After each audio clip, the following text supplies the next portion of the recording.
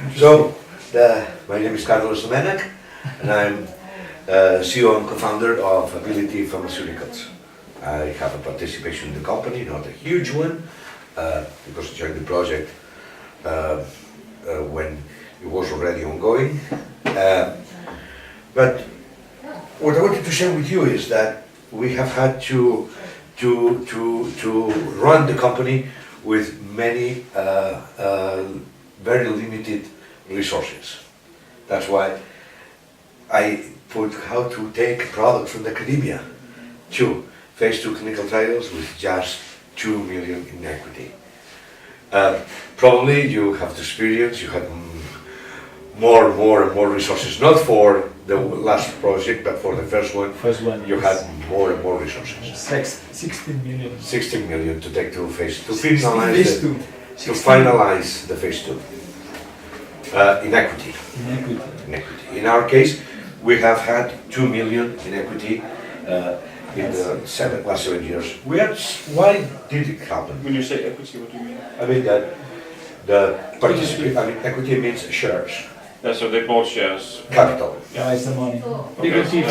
investment. Yeah, equity investment. So just 2 million. We initiated the company with 400,000 in equity. Then we got additional money. I will tell you how.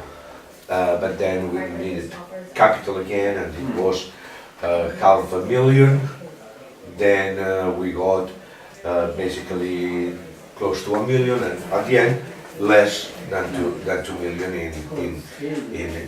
in shares. No? This has what has happened with this is that the founders, we still have the close to 70%, no 72% of the participation of the company. Something that is not common, because really good. usually when you start, then you get the first one, you get a strong dilution, then a strong dilution, then a strong dilution, and at this stage, usually, the founders would be close to 10% of the participation of the company.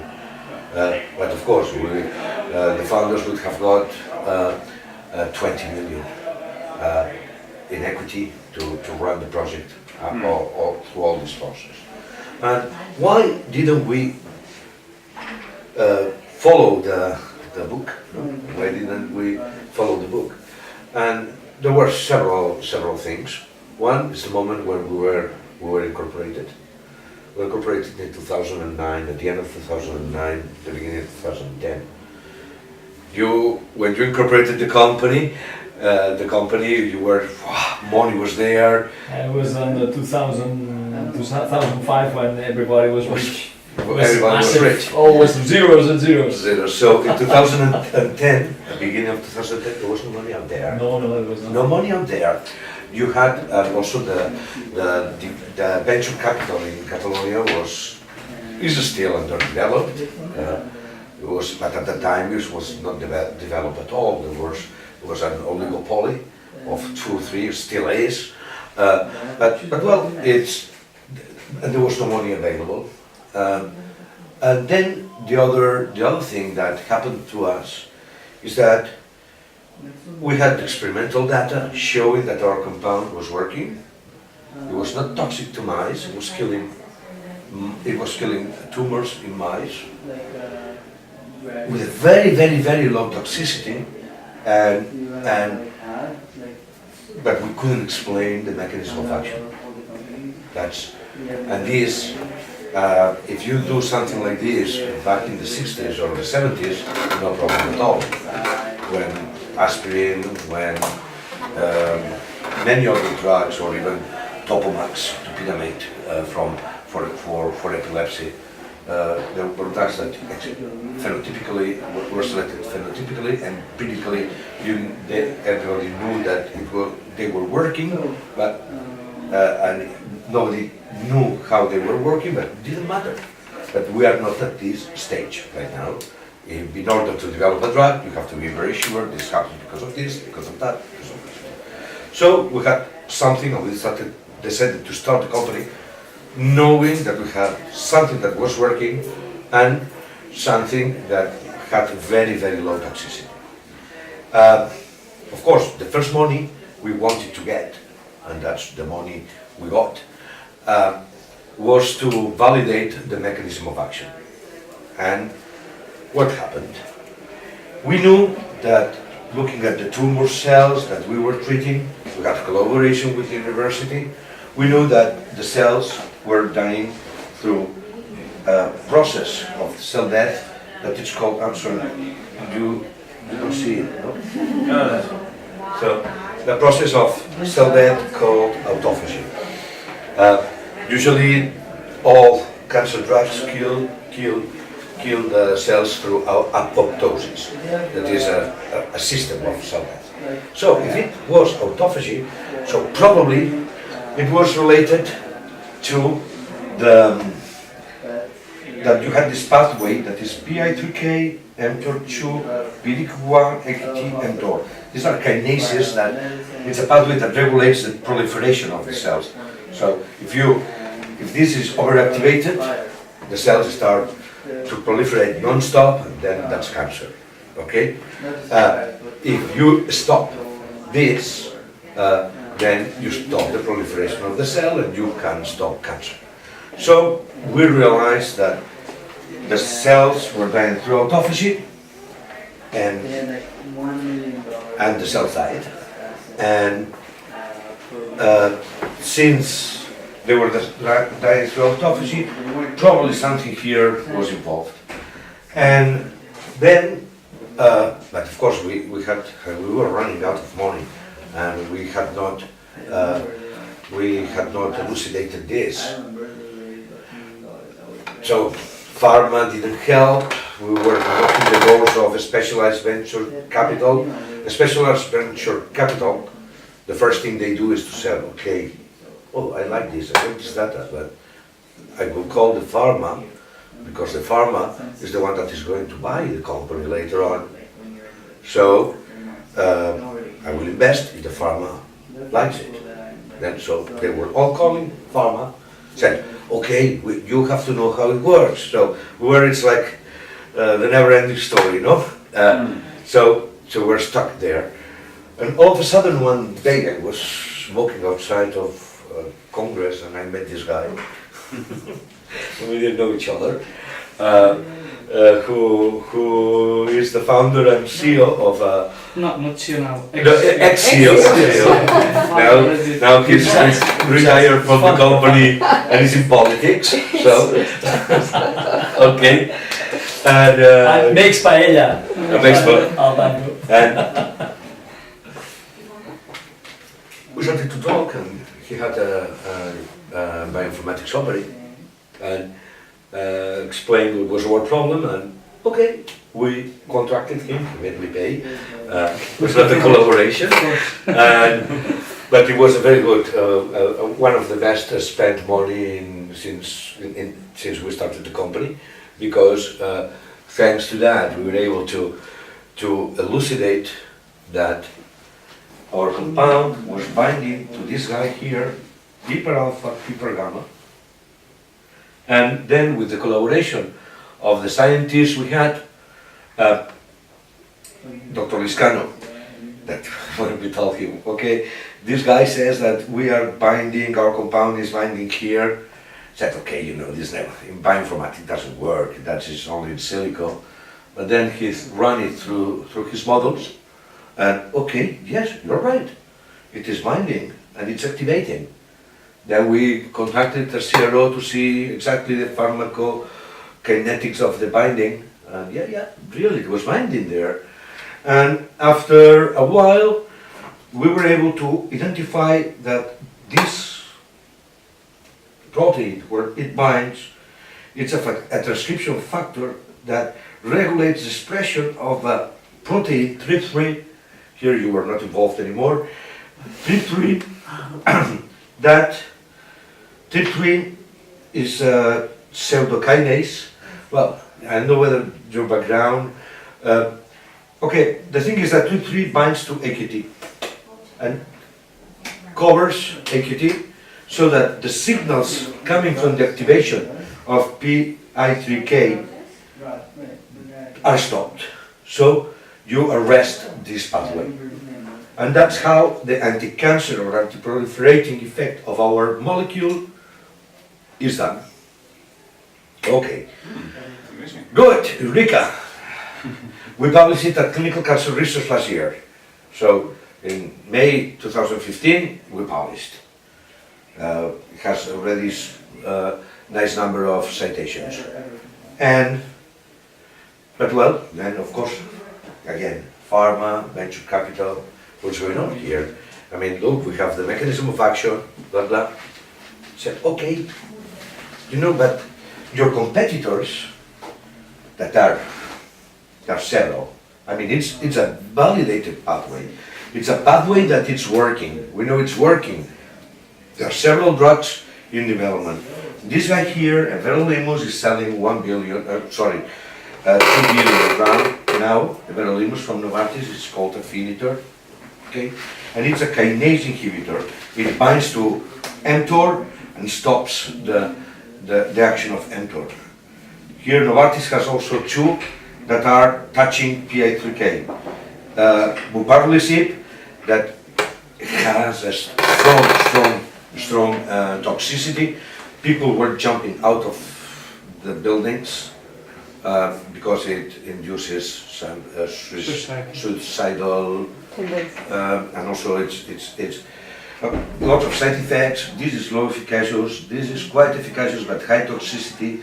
Then there are others that are low toxicity. Then there are direct inhibitors of AQT that have adverse events. But you know, then we show, and these guys are all kinase inhibitors, direct. Ours is not. So what has happened is that everybody goes, okay, that's very good, I like very much your data, but we have to wait until you have the results of the phase 2 in patients. You know, it works, but you have to go to the validation. So in all this time, what happened? We had first this equity. We took advantage of all the public helps of the different governments. So, for example, we have raised, in terms of soft loans and grants, from the Spanish Ministry of Economy and Competitivity, from the Catalan government, and that's it, basically, on different, you know, several government institutions, close to 6 million. So 6 million plus the 2 million makes 8 million. And how did we use this money efficiently? So we were just 4 people running a program from the academia to phase 2 clinical trials, just 4 people. We a virtual company. We work a lot of collaborations. Sorry, I forgot to say, it was the 6 million, but this 6 million is usually associated with almost the same kind of money going to the academia to work in our project. So it means that at the end it's 12 million. So we have had a lot of work being done by academic groups working in our project. So this has been the strategy. Now that we are what is amazing now is that we have been able to go to, now how do we do it? Yeah, I showed you some data. I was not asked. That's the article at Clinical Cancer Research. I'm very proud of it. For example, I showed you data here in endometrial cancer. That's tumors that are injected into mouse. They are human tumors. This is one from a patient with endometrial cancer. And what did we do? Well, you inject, and then when it's not treated, you can see the growth of the tumor. So you remove the cells from the patients, you treat them, and then you transplant it back to a mouse. So this comes from a biopsy of a patient. Yeah, And it's then- not a xenograft, it's just transplant. It's not, this is a transplant, it's what's called patient-derived xenograft. Yeah, okay. A piece of tumor, then it's put in a mouse, then you expand into several mice, and then at the end you start the treatment, okay? So this is when you do nothing, you can see how the tumor is growing. If you treat with our compound, it's in this case it's the blue line, you can see we don't stop, but okay, you reduce the slope. The red is the classical chemotherapy that is used for this treatment, for endometrial cancer. And then the green one is the one where we put our compound on top of the chemotherapy. And this is example that I show you in endometrial cancer. But for example, in the case of... Carlos, the green one is the addition of the blue and the and the orange, right? and the orange, and the red, yes. And here you can see the toxicity, that you look at the toxicity with the body weight. Because the first thing the mice do when they feel bad is stop eating, okay? So then they start losing weight. It's a macroscopic way to see whether it's damaging the animals or not.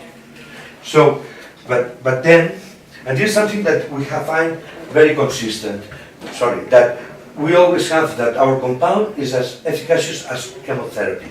But on top of chemotherapy, we have this strong potentiation. This is in a model of endometrial cancer. This is a model of lung cancer. In this one, you see that's alone, the chemotherapy alone is the blue, our product alone is the red, and then of course the control. This again, that's with combination. You can see the green is again the combination with the chemotherapy. Do you see it from here? Yeah. This is the green. Always the same efficacy as chemotherapy, but when the combination it's amazing. That's the one you said, you saw. This is in pancreatic cancer. You can even see that the combination reduces the tumor size. And this is in children cancer, that's neuroblastoma. And you can see this, the red is our compound, the green is cisplatin, and this is very consistent. But even with this, the big pharma is always saying us, okay, you have to go and get the clinical data. The good thing is that These are all internal laboratory results, right? This is Sorry? what your lab produces. this is in collaboration with several academic groups. Okay. Yes, academic groups. There are some. The first ones were done with the CRO. These ones, for example, this was done with a contract research organization in the United States. The first ones were done. This is also with Washington Biotechnology. That's CRO. Then later on, we started to do them in these collaborations due to these soft loans that we were getting. The good thing of these soft loans is that in case that your product fails, you don't have to return the money. So this is the good thing. We have a lot of debt, but if the product fails, sorry, that's part that we don't have to pay it back as physical persons. So of course then you get the liquidation of the company, and of course that's well, then everybody has lost the money. But we don't have, if we have been honest and we have been doing the things we have to do, the way we have to do things, okay, that's the risk that the state, with money of the European Union also, because a part comes from the European Union, a part comes from other institutions, it's part of the risk that they take to improve health and to develop companies. How does your, I guess this mechanism is normal, right, in normal cells as well? Yeah. So Yes. how does your compound affect normal cell proliferation then? It is not affecting at all, because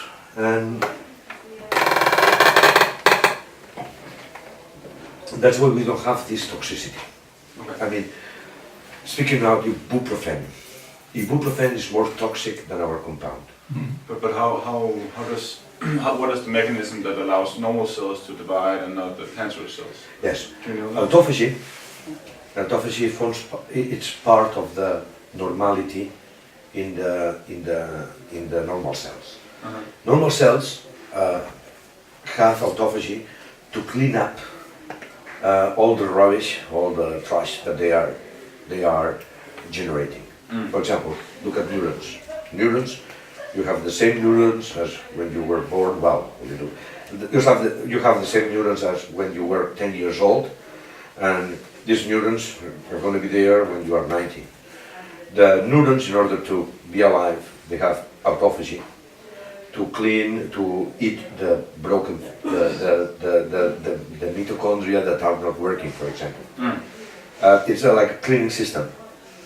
Okay, so we have not validated this, but inducing autophagy in normal cells, it's something nice. I mean, they don't kill. I mean, it's a cleaning system. But in a tumor cell, where there are, the tumor cell is a chaos, it doesn't work properly. If you induce autophagy, then you complicate the tumor cell, and then the tumor cell cannot, I mean, what is a normal process becomes an irreversible process, and the cells die. That's our understanding of it. We are working on this. It's not published, but it's the only way we explain. And it's also like you should control the autophagy in normal cells as well, because Yeah. that's also based on the concentration of the compounds, I would say, because then if you stimulate it very much, then Yes. it's the other way around. And also, what is very interesting is, and we have seen it in animals and also in humans already in the phase 1, is that in order to have the effect, we have to guarantee that our compound is always there. So we have to have certain levels of our compound, because otherwise you don't inhibit the mTOR pathway. But this last line, like I think it's blue, yeah. Yes. So, if I'm not wrong, this is the size of the tumor that is No. reduced. No, this is I the don't really size. read, Sorry, so I don't. this is the size of the tumor, Okay, control, okay, and this is. and the red is our compound. Weight variation. Yes. Okay. So it means the chemotherapy per se is very toxic. Yeah. And our Okay. compound, at the beginning, Okay. at the beginning they lose always, the animals, not the people, lose a little bit of weight, because the manipulation, and then it's oral, and then they stop eating, but then later on they start. And I wanted to show you, you mentioned this, in the phase 1, when we did the clinical trial, it was done in Hospital Clinic in Barcelona and ICO, Institut Català de Recerca. That was the phase 1 that you do it in patients. Look at the toxicity, it's amazing. To be relevant is grade 3-4. We had in 29 patients only one grade 3-4, and it was hepatic enzymes, so the liver enzymes. So usually in the NSAIDs you will get like 3 or 4 in 29 patients. But then look at the kind of adverse events. It's not the typical hair loss, myelosuppression, mucositis, neurotoxicity. It's nausea, vomiting, throat burning, skin rash, anemia, a little bit of anemia, but always grade 1-2, extremely mild. So usually when you do a phase 1, you keep on increasing the doses, and then you stop when you have DLTs, what is dose limiting toxicities. We didn't stop. I mean, we didn't have a DLT, so it's so safe. And we stopped because we had a biomarker, where we were monitoring stopping the phosphorylation of AKT. So look, 90% inhibition of AKT in this cohort, and correlated to the plasma levels. No? And How many patients per? 29. 29. And we had, there are patients, even though in a phase 1 you don't expect to have responses, we had stable diseases. We had 5 colon cancers that stayed stable, they were progressing patients. I mean, there are patients that are almost terminal, the ones that don't have any other pharmacological option. No? And so we got three colon cancer patients that stopped for 5, 6, or 7 months. One endometrial cancer patient that stopped for 15 months, 14 months, and a patient with cholangiocarcinoma, that is a liver cancer of the bile duct. Yeah. So in the cholangiocarcinoma, we stopped completely the progression for 1 year and a half, and unfortunately the patient died because of another condition. He had a liver cirrhosis that progressed. And with this data, what we did is to go to this guy, Jordi Rodon, who used to be up until the beginning of the year the head of early stage clinical development at Vall d'Hebron Institute of Oncology. Vall d'Hebron Institute of Oncology is one of the top 3 cancer institutes in Europe. I mean, you have actually, I would say, 4 centers that are top. One is in France, Gustave Roussy, in Germany, in Berlin, La Charité, the Royal Marsden in London, and Vall d'Hebron Institute of Oncology. So we have 2 of these centers. Gustave Roussy and Vaio, where in this one, Alexandra, she's in charge of endometrial cancer, Anna Odnin is in charge of endometrial cancer, that are enthusiasts with our project. Also, Isabelle Ray Cocard, she's the most important oncologist for endometrial cancer in Europe, even though she's not in Gustave Roussy or Vaio, and she is the leader in France. Anna is the leader in Spain, and then we have Institut Català d'Oncologia, then the Institut Paul Calmet in Marseille, and in the Incliva in Valencia. So we are going to have 80 patients, 40 in endometrial cancer, 40 in a kind of cancer of lung cancer, and it's 18% of all lung cancers. And in this clinical trial, we are not pre-selecting genetically, because we have seen that many trials with pre-selection have failed. So what we will do is to do the opposite way. We enter all the patients, we have biopsies of the patients prior to the treatment, we will have liquid biopsies during the treatment. Liquid biopsies is just a test in the blood, that where you look at the mutations, and at the end we do it blinded, so that we don't know the results of the tests and the results of the treatment. So at the end we will cross the results of the genetic testing with the results of the treatment. So we will, one of the outcomes of the trial, or the objectives of the trial, is to see whether in next trials we want to pre-select patients. So, but so far we don't know whether it's going to work, because in other members of this class it has not worked. And you know why? Because when you attack a cancer with chemotherapy, the first thing they do is to activate the pathway, independently if they have mutations or not mutations in the pathway. It's a defense of the cell realizes that something is going wrong, so it activates the autophagy pathway. That's it. So I missed the start. How long have you spent to get to this place? We signed the licensing agreement at the end of 2009. We got the funding to start in summer 2010. 11, 12, so I think it's fairly fast.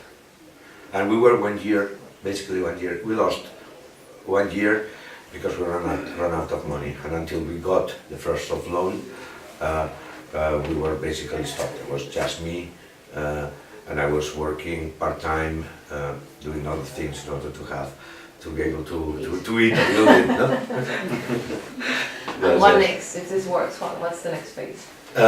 What's the next phase? The next phase is to finish this clinical trial, but then there are many other things.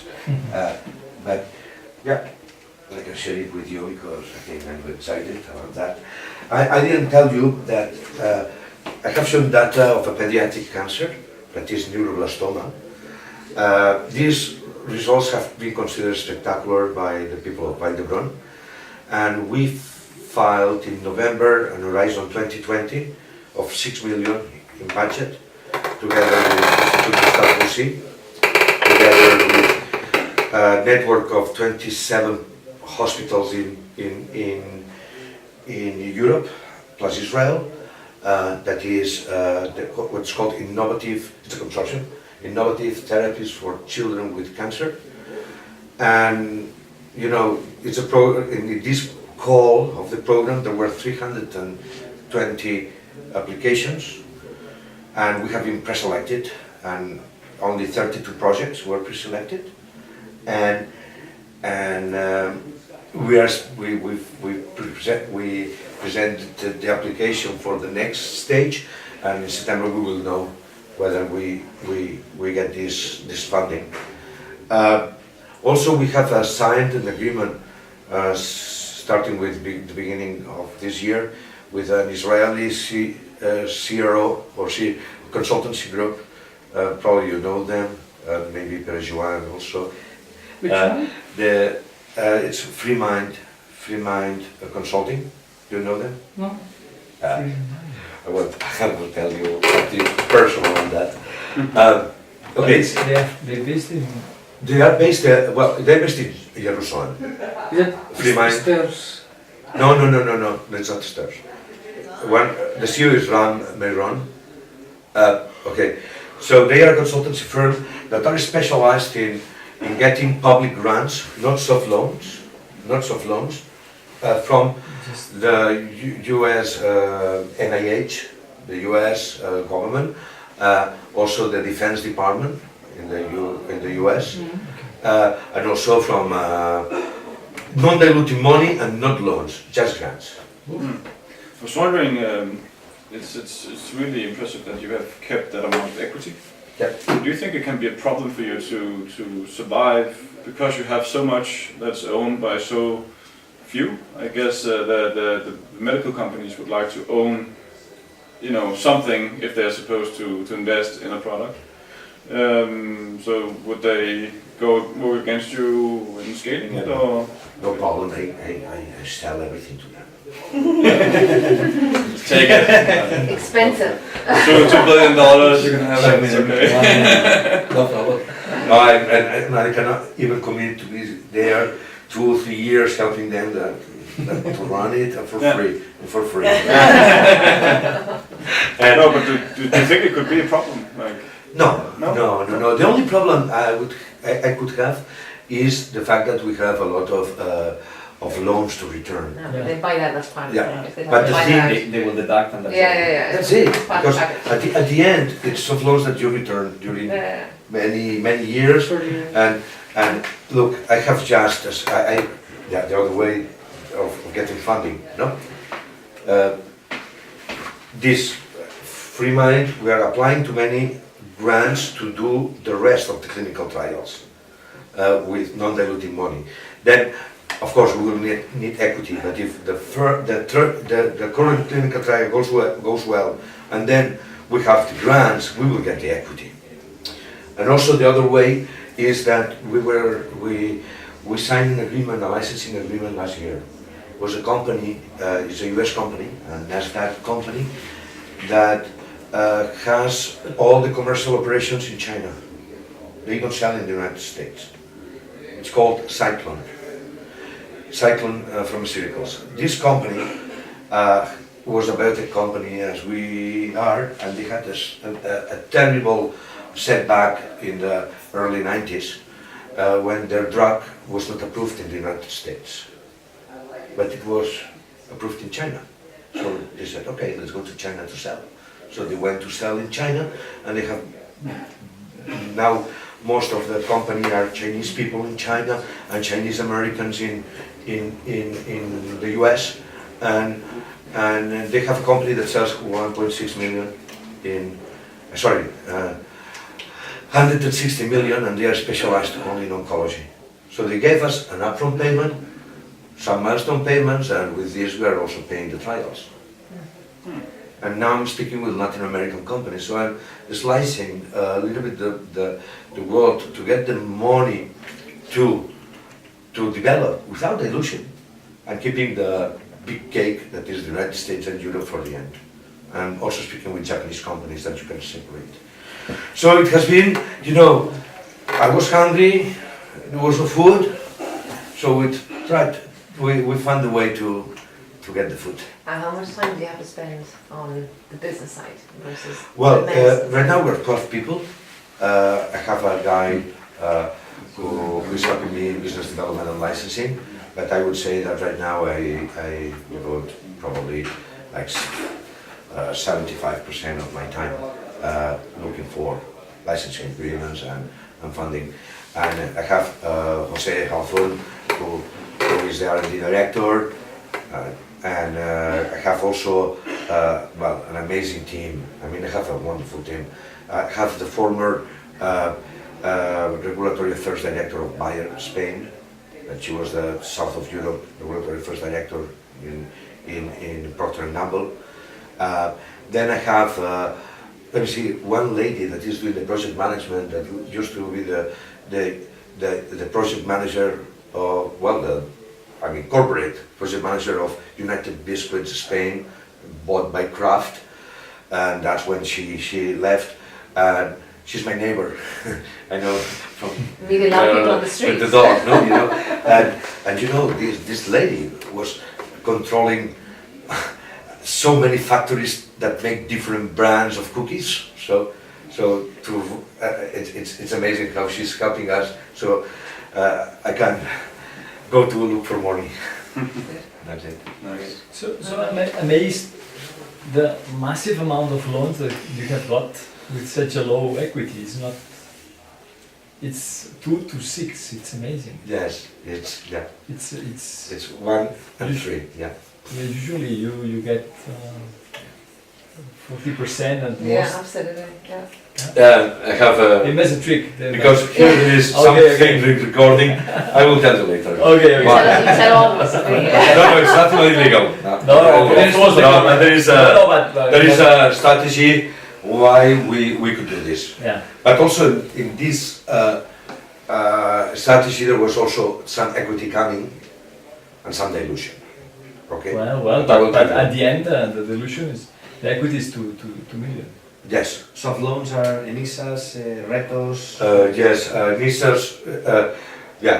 Nisas, Retos, Impactos. That's that at the beginning. Okay. Also there was another thing that was called And Enon Retos? España, Indocash. But now at the end, now there is Cedeti, Enisa, and Mineco. That's Retos. This is the kind of funding. And also we had from the Catalan government what's called PID, no, Nucleus, no, PID 30. Nucleus? no PID, no, it was, no, not Nucleus. It doesn't exist, Prestet Nept. Ah, okay. Nept. So we had all these soft loans. We are returning already some of these loans, and we have also I guess. renegotiated with them. Because we have been able to renegotiate with some of the institutions, because some of these loan programs are thought for IT companies or companies of medical devices and other sectors in general. And you know, the biotech sector, it has a long maturing period. So, What term do the loans have normally? sorry? What term do they have, the loans? The loan is 3 years without returning money, so 3 years without returning, and then 10 years, but with zero interest. Okay. So it means that that is 13 years. There are some others that are 3 years plus 7 years, so at the end it's 10 years. But the ones that are 13 years, they have allowed us to extend the 3-year period to 5 years. So what you do every time that you receive the order to pay, you send it back to them, and then it's returned.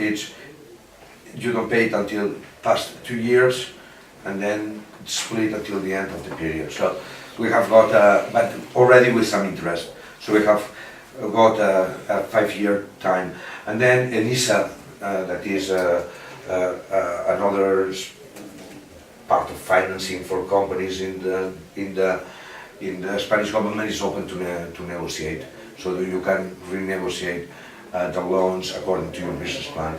What is good for us is that we have validated our technology with this licensing agreement for China, so we can say that we have already a client. Then the other thing is that we have been able to get all these guys that are world-class centers